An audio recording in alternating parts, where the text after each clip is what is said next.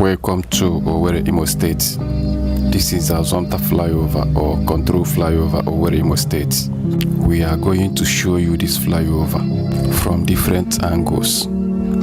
We are going to give you different views from this flyover, different angles. We will show you under the flyover, the roundabout everywhere. After which we will go up to give you a beautiful view from the top. You can see the flyover has been opened and the vehicles have been plying it. The flyover looks very, very beautiful. You can see the kind of lightings, blue colors installed on the flyover. Everywhere is illuminating. You can see how beautiful everywhere looks. Hope Uzodema really tried. The man tried a lot making this project a reality. You can see the roundabout under it. You can see how everywhere is looking beautiful with clean road, clean walkway. The flyover is very, very beautiful. I give it to hope. The man really tried here. You can see how clean the road connecting to the flyover looks. This is top notch. You can see the up. You can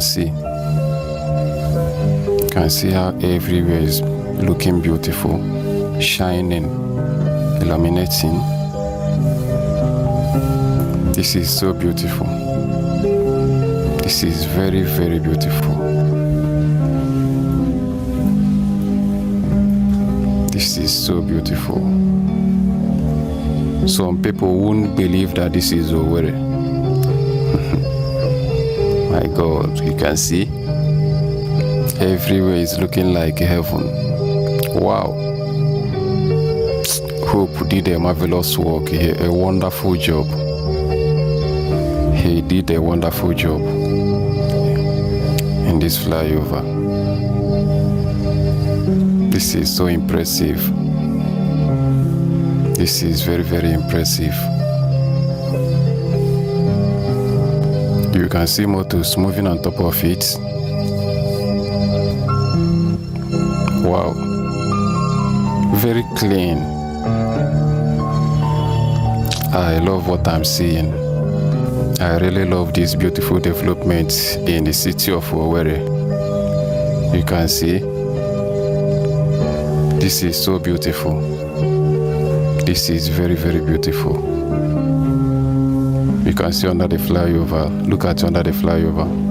You can see the other lane, motors coming up. Wow. Now, let us start our journey to show you the details view of this flyover.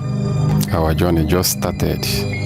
We are just moving closer to the flyover, after which we will go up and tour around the flyover, view everywhere. We will expose everywhere in this flyover. What we just gave you was a highlight.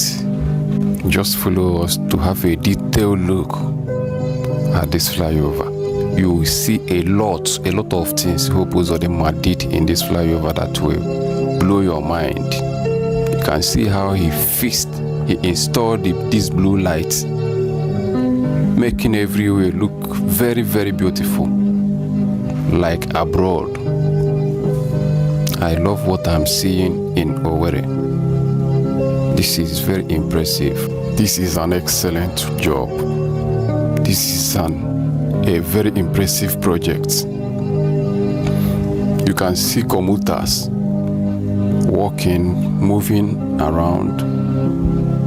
Everybody is freely moving along the road at this flyover. Everywhere is neat. I love this. I love this. Just keep watching. You will see what you have never seen before. Just keep watching.